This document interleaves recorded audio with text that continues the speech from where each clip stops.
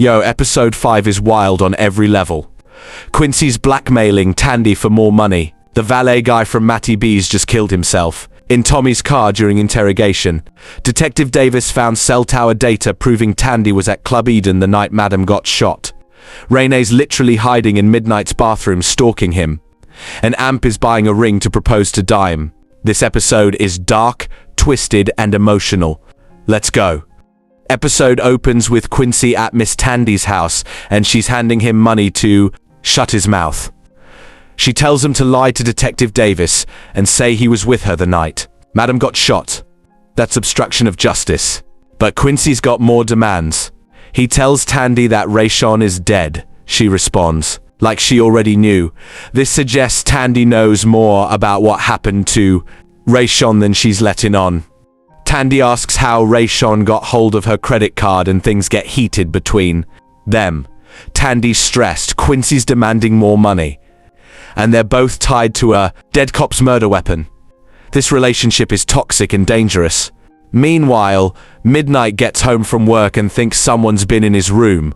He's wondering if it's the mushrooms he's been taking or if someone actually broke in. He's right, someone did. Renee is literally hiding in his bathroom watching him. This girl's a full stalker. She's not just leaving gifts anymore. She's breaking and entering. She's observing him in his most vulnerable moments. Later, El Fuego's telling Midnight to go to the washroom to shave because he needs it for the virtual reality program. And guess who's still hiding in that bathroom? Renee. She's waiting. She's watching. This girl is absolutely unhinged and dangerous. Madam hosts a vigil in front of Club Eden for Rayshawn. She shows up dressed in all black, looking powerful. She addresses the public and tells them, when nobody else would employ Rayshawn, Club Eden did. He's gone now, but I'm going to make sure everybody in Atlanta remembers his name. That's not just words, that's a promise and a threat. Madam's saying she's gonna make sure Rayshawn's death matters. She's gonna make sure people know what happened to him. Quincy's at the vigil talking to Doc, guilt-tripping himself about giving Rayshawn the stolen credit card. Doc tells him to chill. Rayshawn was a grown man. He made his own decisions. Be mad at the cops because even with a stolen card, he didn't deserve to die like that. Doc's right. The real villain here isn't Quincy or the credit card. It's the police who brutalized and killed an unarmed black man. Detective Davis shows up at Tandy's office with information that changes everything. Davis tells her, your alibi checks out. You say you were home, and I want to believe that.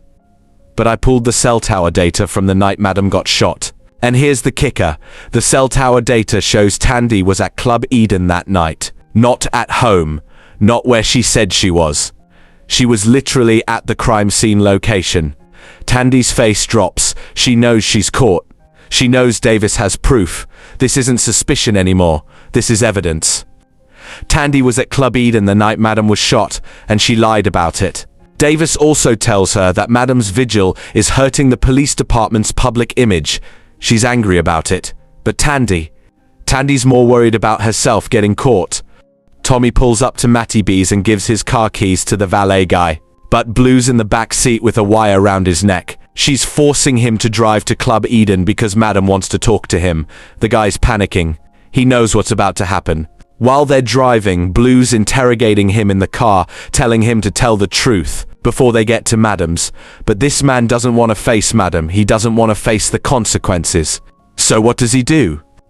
He reaches into his pocket, pulls out a shotgun, and shoots himself in the head right there in Tommy's car, while Blue's sitting next to him. The valet guy chose death over facing Madam. That's how terrifying Madam is. That's how deep this conspiracy goes. People are literally killing themselves rather than meeting her in person. Madam goes to Tandy's office, and her first question is, I didn't see you at the rally. Tandy makes an excuse about having pressing issues. Madam doesn't care. Madam tells Tandy she's putting her in charge of Rayshawn's funeral. This is strategic. This puts Tandy in the public eye. This makes Tandy complicit. If Tandy's name is on the funeral, people will connect her to Rayshawn's death. Tandy tries to argue, saying it'll bring her into the spotlight because her credit card was stolen. Madam shuts her down. If everything you and your husband did to Rayshawn came to light, you'd be in bigger trouble. Shut up and get me the name of the officer who shot him. Madam's not asking. Madam's ordering. And Tandy knows she can't refuse. Tandy's trapped. Dime's waiting at home for Amp and she's angry. When he gets in, she goes off. Why didn't you wait to tell me before running to your mama about the pregnancy? Amp tells her that's his mum anyway, but Dime's not trying to hear it. She's upset. Because Amp went to Matabes, his mum saw him with a new father's book. Figured it out, and now she's all in their business. But here's what Dime doesn't know. Amp has been planning something big. He's meeting with a jewelry dealer at the park to buy a ring. Amp is ready to propose to Dime. He wants to take their relationship to the next level. He wants to make this real. This is character growth for Amp. He went from struggling with sobriety to being ready to be a husband and a father. That's major development. Madam and Smoke meet with the landowners for her new marijuana farm initiative. They're making plans on how to approach the deal. What happens if things go negative? Fortunately for them, the couple is cool. Papers get signed. The deal is done. And the couple even invites Madam to stay for dinner at Matabes to celebrate. Madam's business empire is expanding. Meanwhile, Babyface is with his sugar mummy Samantha after shopping. He's thanking her for the shopping spree and talking about wanting a new Range Rover. Samantha hits him with wisdom. You're not going to dance in the club forever. Invest in your future instead of buying flashy cars. And then finally, Babyface and Quincy, his own son, agreed to dance together as a father-son duo. Babyface even apologizes to Quincy for not knowing about his mom's pregnancy back in the day. They're bonding. They're healing the father-son relationship. Even Doc and Detective Davis are moving forward. Davis told him she'd think about a proper dinner date at his place after Doc asked her. They're trying to make it real. Blue and Tommy come home to report to Madam on the investigation. They tell her they have a potential suspect, but there's a roadblock. They can't get past it. Madam's energy shifts. She gets angry. Without warning, she pulls out a knife and points it at Blue. She's telling them, "You're my best people. You should be able to give me something. Or else I'm going to start thinking you had something to do with the shooting." This is Madame at her most dangerous. She's threatening her most loyal lieutenants with violence because they're not moving fast enough. The investigation stress is breaking her. The PTSD is pushing her to violence. Madam's spiraling.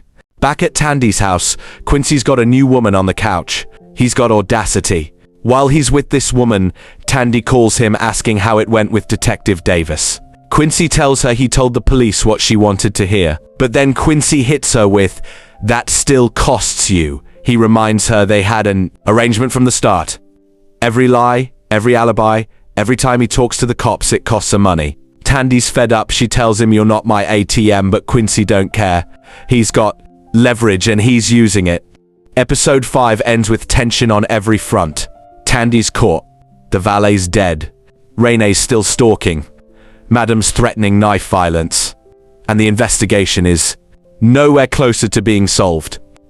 But Amp A's about to change his life by proposing to Dime. See y'all on the next episode. Peace.